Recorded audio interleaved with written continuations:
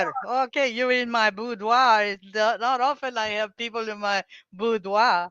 Mm. Okay. So thank you so much for having me. I'm so happy to be here, even though it's Saturday. I was usually going out salsa dancing, but for you, Graciela, I came. I came for Ay, the party. gracias, Rosa. Yeah, Eres yeah. muy dulce. Yes, did you know? I'm telling you that Meghan Markle, she keeps calling me to come take care of Charlie and Lily. And I tell her I don't do children because my idea about children is when they turn 6 years old, they gotta learn how to clean the house. Okay. That's right. That's right. I don't care if you're prince or princessa. I don't care. You don't care. The Jewish people, they have plenty of princesses, right? Jewish Yes, American princesses. So we don't need any in England. They got enough. Katrina can stay there and be the only princess. I love her. I love her. I wish I was skinny like Katrina. Anyway, so I am Rosa Mendoza, celebrity housekeeper. In fact, America's favorite celebrity housekeeper. Who else is there? woo! That's right. Sometimes when I'm really tired and to clean, and maybe sometimes I turn a little TV on, and one time I watched Hoarders. Hoarders where they keep all the stuff. Oh Yes. my God! After watching that, I looked at my house. I said, "My house is not dirty. I can go back to sleep." Oh, yeah, yeah. So, a little bit, I have all these cleaning tips. I will give you some at the end of my program. So, I'm from Guanajuato, Mexico. And that is where the train for all the illegal people, that's where they get on the train. That's something you should know. Yes, it's true. My grandfather got on there too. So let me tell you. So I was in Guanajuato, Mexico, and my mother, she owns a beauty shop. It's called Roses Floradora. And now she has Flores are open. her name is Dora. So now my cousin Chuy, he went to learn how to use a camera. So now she has him in there doing wedding videos. Okay, so let me tell you how to start. Okay, so what happened is she had the beauty shop, and the beauty shop was very nice. And then one time somebody sent her some flowers, so she put them on the shelf. And a lady came in a little bit later on, and she goes, "Oh, Rosa, I didn't know you were, daughter, I didn't know you were selling flowers." And she goes, "Yes, I am, $50." And she sold her present. And she said, "Yes." And she said, "If it's that easy, I'm going to order some flowers." And now it's Dora's Floradora. Okay? That's right. So now she does weddings and she brings all the flowers. She does all the hair and the makeup. And now my little cousin Chewy, he got a license to learn how to. He learned how to do videos. So now they got the hair, the makeup, the flowers, and the videos. See, they got everything. We're not stupid in Mexico. We know. And I don't understand why all the people want to come over here. The food is so much cheaper in Mexico. They could stay there Mhm. in Mexico and it'd be just fine. I don't know why. Go back, go back. Self deport. That's what they call it. Self deport. Yeah. Yeah. So, okay. So, I used to work for the Koreana. What is her name? Margaret Cho. Margaret Cho. She's Korean. So, and her mother's Korean too. And so she was there. So I'm in my bedroom one night, and she comes and comes in my room, and I'm watching television. In fact, I was watching Fresh Off the Boat, and she said to me, she said, "Why are you watching that?" Rosa, why are you watching that? And I said, "Well, I like it. It's called Fresh Off the Boat." She goes, "Do you know what that means? It's racist." I said, "Why is it racist?" She says, "Because the Koreans, they came over on a boat." I said, "Really? How did your people get a boat?" 1 minute, 1 minute, Rosa. My people had to swim. Can you believe it? That's right. They had to swim. So, so that would that that's not lasting too long. So I didn't like that too much. So now I used to work for oh well I can't tell you about Arnold Schwarzenegger because this is a family show, so I won't tell you about him. And the Kardashians, oh I can't tell you nothing about them because you know them. Oh, it's something else. So I told Megan, let's go back to Meghan Markle, who I'm not going to work for because she's got too many children. Until they turn 6, I don't go to work there. Okay. So she tells me, you got to come help me. I said, let me tell you something. I'm going to give you Rosa's life tip. You better tell those children, you know, that they are worth some money because when they find out they could have been living in Buckingham Palace all this time. They're gonna Yeah. chucky on you. Oh, wow. Well, thank you Okay. so much, Rosa. Thank you. Woo, That's my whole life. Any of you people out there that are looking to, do stand-up comedy, any of you women, it's a great way to meet straight men with bad credit. Yay.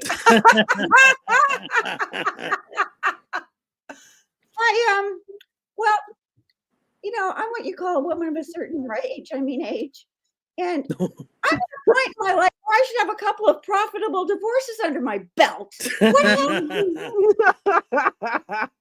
I should be whizzing around here in my brand new BMW with my brand new renovated lips flapping in the wind.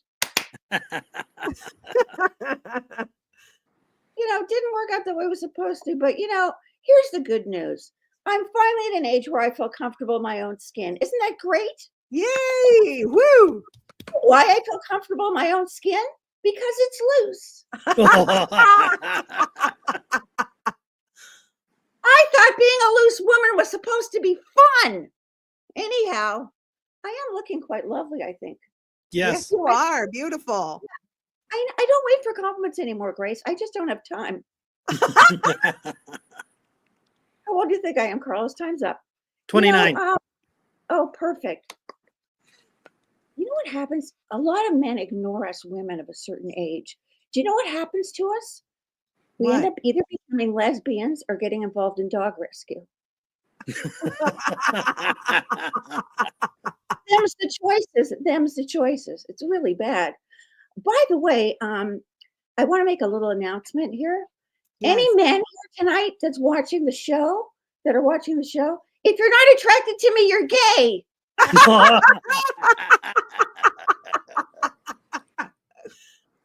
There's so much confusion about sexuality these days.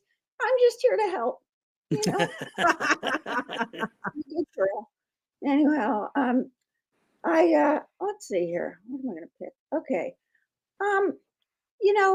We still have it going on. Let me tell you something. I have it really going on. I still have a sex drive. I just have nowhere to go. And you know what I hate? This is what I can't stand: older men with younger women, like when they're like the grandkids. I hate that. Like, you probably know who Art Garfunkel is, right? Yes. Oh, no one's talking back. Oh, this is good. This feels like home. No one's hearing me. I don't know if you know this, but I saw him on television, okay? And it was so weird because in his band, there was a woman who's wearing lingerie. And of course, it was his wife. And of course, she played the tambourine. You can play the tambourine. When was the last time you heard of a mother say, Billy, it's time to get ready for your tambourine lessons?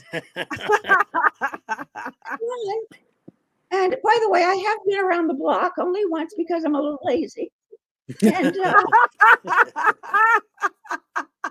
know if you know, you probably know who the Kennedys are, most of you. If you don't, they were a bunch of guys, they were really, they didn't treat women as well as they should have, some of them, but they had lovely heads of hair. I think they kept condoms in their hair. Yeah. And I don't know. They used hairspray to keep it up. And, I don't know if you know this or not, but the Rose was the matriarch and Joseph was the patriarch of the family, right? And darned if Rose wasn't in bed with him while he was having a stroke. Having a stroke Yeah. after cheating on me and humiliating me for 50 years? I'd love to call 911, but you look so far away. Having another stroke, are we? One was never enough for you, was it? Anybody out there? I am looking for new headshots. Does anyone know the Denny's photographer? Uh, Have you ever seen what he can do for a strawberry? Imagine what he can do for my head. You have to do retouching because I've been touched incorrectly for quite some time. And before I go, I'd like to mention that I was married. Don't mean to brag. 2.5 years. That's a long time if you break it down into half-hour segments, you know? And I never once faked an orgasm when I was married, but I constantly faked being on my period. And this really happened. Okay. One time, okay, I was lying in bed one night. It was a water bed. I don't know. He preferred me dizzy. I don't get it. Anyway, this is what he said to me. He said to me, Charisse, and you can't blame him, I love you so much. If you leave me, I'm going to kill myself. I said, honey, you kill yourself, I'll stay. Thank you. Thank you. Yay, Cherie. Welcome. Thank you so much. Thank you. Thank you, Grace. Thank you for having me. And yeah, 8 hours. Okay. I did a 24-hour comedy marathon a couple of weeks ago. So the first 12 hours are the hardest. Wow. You'll survive. I think I took a couple of naps. I think in 24 hours, I slept 2 hours, not in a row. Oh my God, Amanda, that's crazy. Totally worth it. We raised money for fires and stuff. But anyways, Yes. hi, hello, hi, hello.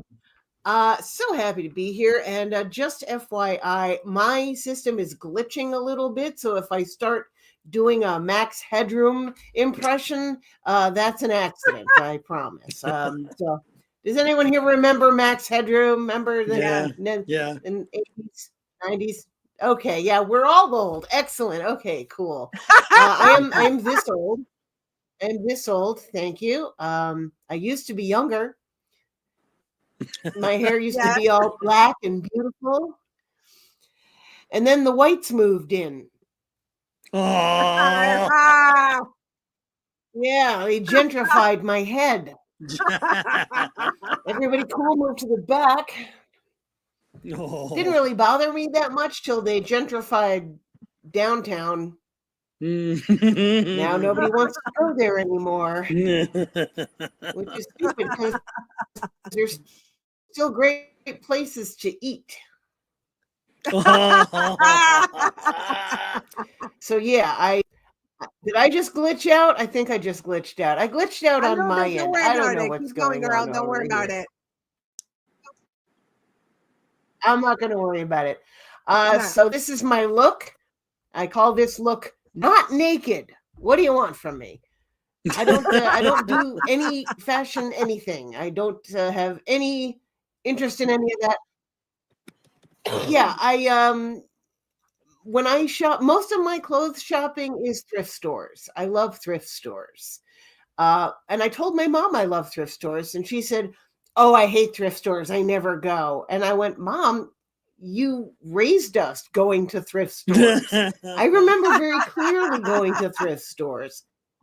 And she's like, oh, well, you were young. I didn't think you'd remember.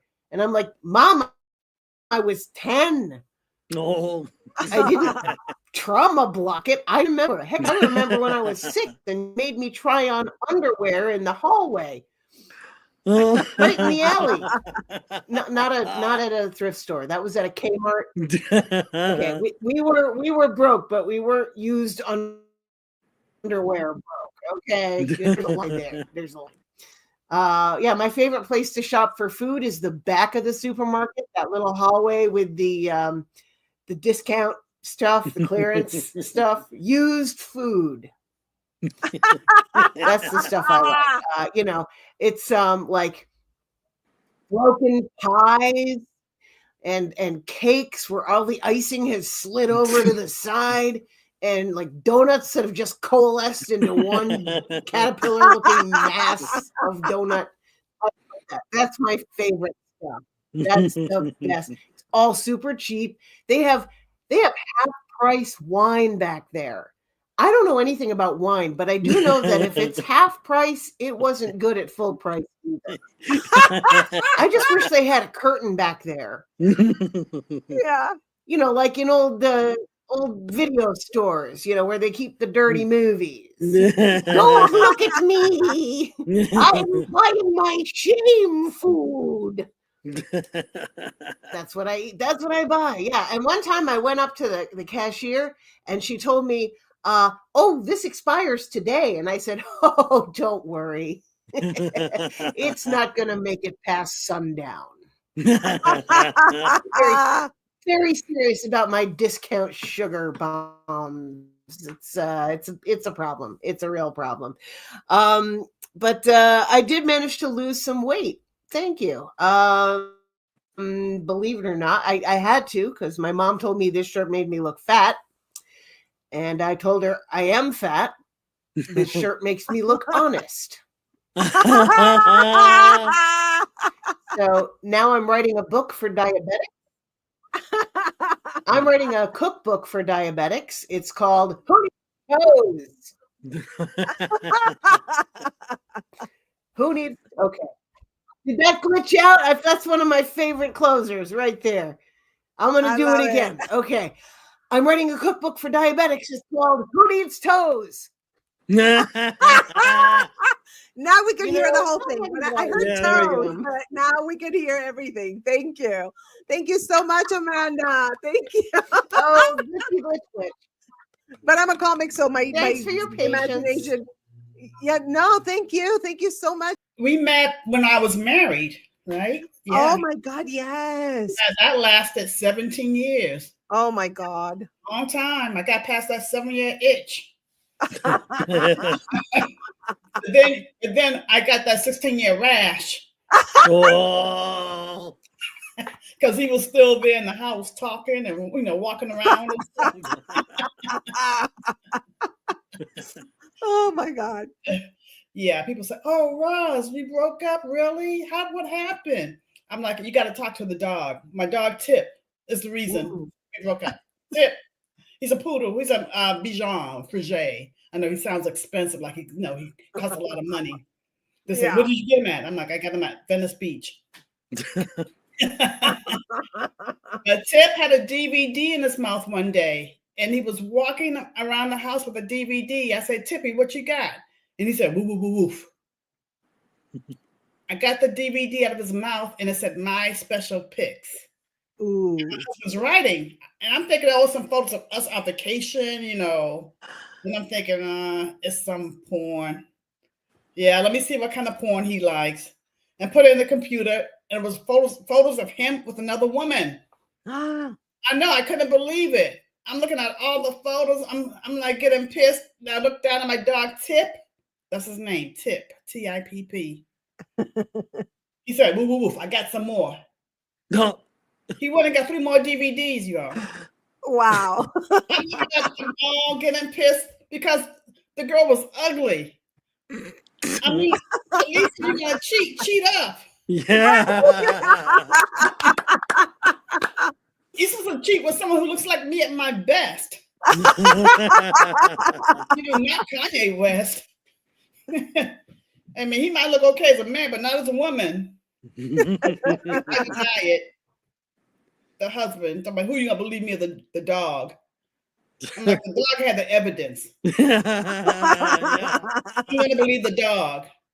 People say, "Is that a true story? Did the dog really bring you the DVD?" And when I say yes, they say, "Can I borrow the dog?" Yeah. So now Tip got a new job. He's a PIP. Applied and investigating pooch. Yes. You got clients, y'all. So you got clients. Are there any black people here? Any black people in the house? Because I am from Boston. There are black people there. Yes. Yeah, there's 3 of us. It's me, Donna Summer, and Bobby Brown. Wait a minute. Oh, new edition. That's 7. That's 7 of us. Because we're always looking for each other. Black people, whenever we go somewhere, we look for each other. Because you never know when we need to have an emergency meeting. Something might happen and we might need an escape route. We need to contact each other. Y'all would be looking at it on TV. Y'all would be in the club. We'd be looking at it on TV saying, oh, that's what happened at the club. That's what happened that night. That's what happened. My aunt came to my show when I was back there in Boston. She sat in the back, and after I got off stage, she said, Roz, you did the same act you did last time you was here, which wasn't true. I changed 2 words in that act. She said, why don't you change your act? I said, Aunt D, you have that same hairdo you had last time I was here. Why don't you change your hairdo? So she don't come to my shows anymore. And then I have an aunt, I went to visit her at her house, and I thought she had a stripper pole in her bedroom. Uh-oh. Hey, 50s is the new 80s. 80s is the new 50 now. Right? I'm like, okay, go on. Turns out it was a falling pole. A pole to prevent him from falling. Not a stripper pole. Oh. Different pole. Yeah. Well, my uncle came to the show. He always tells me every time I go home, he reminds me I had no hair as a kid. He says, I remember when you was a baby, you had no hair. Aww. You was a bald-headed baby. So now when I go home, I remind him now that he has no hair. I said, I remember when you had hair. Now you're a bald-headed man. Yeah, he's not coming to my shows anymore either. So I tried to date some. I need to date more. I realized this the other day. I saw a homeless man, unhoused man, I should say, naked in the street. I was concerned for him, and I was called over 911. And the 911 person asked, "Well, what? Describe him. What was he black or white?" And I said, I don't know, but he was uncircumcised. No. Yeah, I need to get out more. Thank you. You guys been great. Thank you so much. Hello. Hi, Grace. Hello. Hi there. Have I ever met Carlos? No, I don't think so. Hola. Hola. Hola. I'm reporting live from Van Nuys, California. Don't be jealous. No. I had 2 nude scenes on Shameless. Two. Yeah. And I'm on skindaddy.com, you guys. SKINDADDY.com. I know this is a PG-13 thing, so you won't hear everything. But my husband, who's half Italian, when I booked the job on Shameless as new Fiona, he wasn't sure if he wanted the world to see all of me. And then I printed out my contract. He saw how much I was making, and he said, go do God's work. So I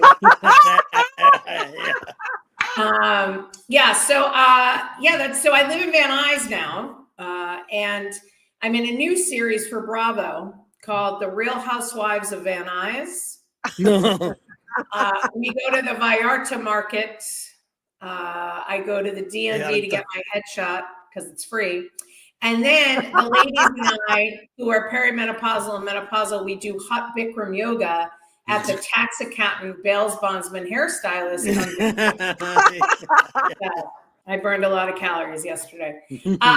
Like Roz, I am from Boston, and thank you. And my accent got in the way of my sex life. I know this is clean. This is the clean one. I would get in the way of my sex life. So after I had relations with a man, I turned to him and I go, "That's a wicked big pissy you got down there." Go Pats. Go Pats. The Patriots have been playing since they're playing 1982 right now. I'm so sorry. It's okay, everybody. We are next to the Miami Dolphins at this point. And I think the Miami Dolphins are doing better than we are. I never liked Tom Brady, you guys. I thought he was a tool. He lived in New York. when he was playing for Boston. And then when he wore a scrunchie, it was all over for me. No man should wear a scrunchie, especially if you're balding. And so I've been married 22 years to a man who doesn't speak or look at me in the eye. It's like being married to Helen Keller. We got an adjustable bed, and the only thing that's going up and down on that bed is laundry. But we're getting ready for assisted living, which I'm grateful for. The next thing will be one of those chairs that goes downstairs. We only have 3 stairs into our sunken bedroom, so that will be a trip. So yeah, I have a teenager. Who's 16 and a teenager who's 18. I took them to the Galaxy's Edge at Disneyland over break. For parents, that's the Star Wars exhibit. For parents, it should be called the Edge of Financial Ruin. Yeah. We were standing to get on the ride, and my kid goes to me, "Mom, I can't wait till we go to the Millennial Falcon." I said, "Honey, it's not the Millennial Falcon, it's the Millennium Falcon. If it was the Millennial Falcon, it wouldn't be working." Okay, you got it. Thank God. I got a little nervous. It was a little bit too much of a breath. So I'm going through menopause, everybody. I'm going through menopause. And after I do this show, Grace, I'm going to go to the 24-hour Ralph's, and I'm going to wait for the produce show. You know, when it's a thunder and lightning show in produce, and there's a cool mist that goes over the organic spinach. I'm going to just jump right in before I buy milk for the family. And I'm going to roll around like a dog who just got bathed. That's what I do on a fun Saturday night. So yeah, I've been married 22 years. My anniversary is coming up. My husband bought me the Epilady hair removal one year. I was very upset by that. I said, that is insensitive. I can't believe it. Am I more to you than a hair removal system? And I have to be honest, ladies, I use it every day. So my last bit of material before I go, I am a Kennedy. I'm third cousins twice removed from the Kennedy family. Yes, I'm related to the Kennedys. All of the tragedy, none of the money. I have to clear up some things. I have 2 more jokes about my Kennedys very quick. I have to clear up a few things. I want to let you know that alcoholics don't run in my family. They drive. And for the record, I did not vote for Robert F. Kennedy Jr. People said, why not? I said, he's the cousin that we don't make eye contact with. He's the cousin that we wish rode shotgun with Uncle Ted. Good night. Thank you so much. Thank you so much. So Amanda, what inspired your set tonight? Was there a particular moment or experience that sparked some of these jokes? Basically, yeah, just shopping in thrift stores. I love thrift stores, and and I never understood the use for I never understood fast fashion, I guess they call it now. I don't need to buy what's trendy. I don't need to buy stuff that fits. I just, I literally I need to not be naked and look like a halfway decent human on stage. The rest of my life, I'm in leggings, I wear leggings so much, I ended up on What Not to Wear. Yeah. I'm not even kidding. And I was cured of leggings for a few years, but now they have leggings with pockets, and it is all over for you hoes. As long as we have pockets, we control the world. Yes, absolutely. Thank you, Amanda. And they've been out long enough that now I can find these at thrift stores.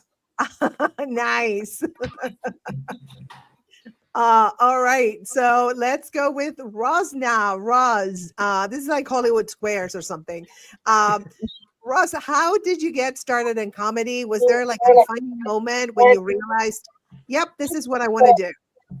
Actually, I started in acting, and I was taking acting classes, and an acting coach told me that whatever I was scared to do, the scariest thing I could think of to do, that I should do that to get over my fear. And it was stand-up comedy. I said, that's the scariest thing for me, stand-up comedy. So I took a class and got on stage and got the laughs, and been doing it ever since. Amazing. What is your wildest or most memorable moment on stage? Like the craziest gig you've ever done? The craziest. I don't know if I had any crazy gigs. I did a prison gig. It wasn't crazy, kind of scary, but not crazy. Yeah, they're a little bit scary. Kind of scary, yeah, not crazy. I did a barbershop once. I did a laundromat. Oh yes. Yeah, but your life's never been threatened or anything, right? Like your life on the line. Yeah. Well, that's good. That's good that you don't have like any horror stories. That's a good sign. The universe likes you. Definitely. And Tim. So, Charisse, what is your writing process like? Do you have any specific routine, or do jokes just come to you like in the shower or when you're driving? It's usually when I'm having a conversation with somebody. Yes. That's when I do writing. That's the best. I very rarely sit down and write, but sometimes I do, just to add tags to things that I've already written. That's true. And when, we hang out and we talk, you say funny things and I'm like, write that down. And sometimes I have to write it down because she's like, can you write it for me? So I write down all her stuff and I text it to her.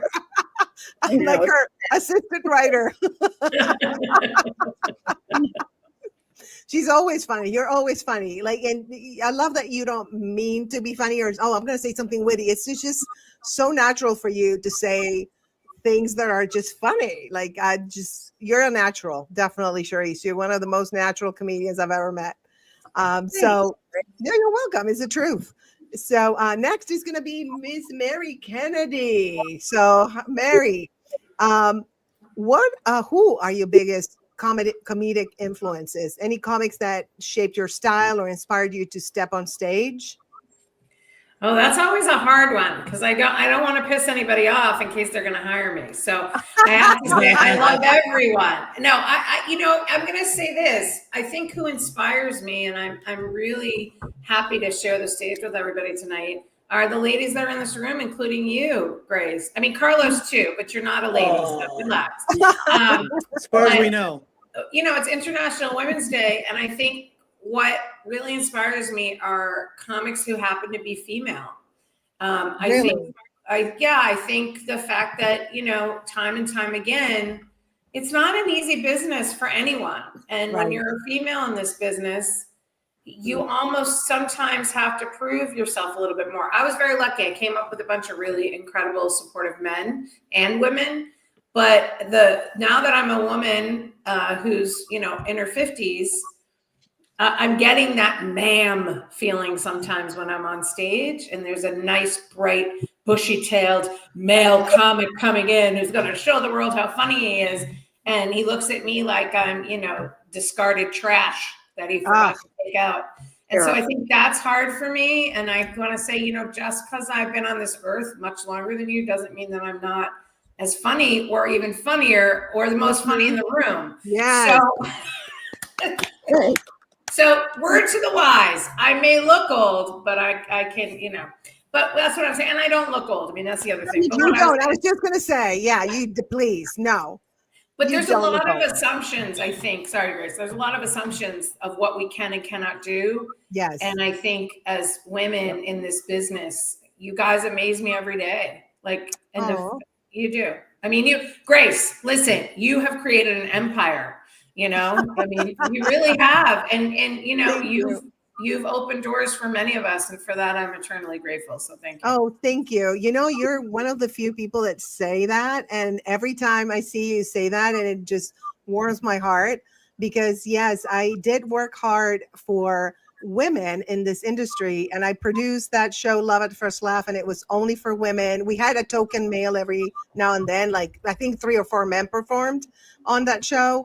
But I did it for 7 years. And my main goal was to help my comedy sisters. And I am very committed to doing that. And I will continue to help. I still produce shows just for us. So I love you guys. You inspire me every day. So thank you.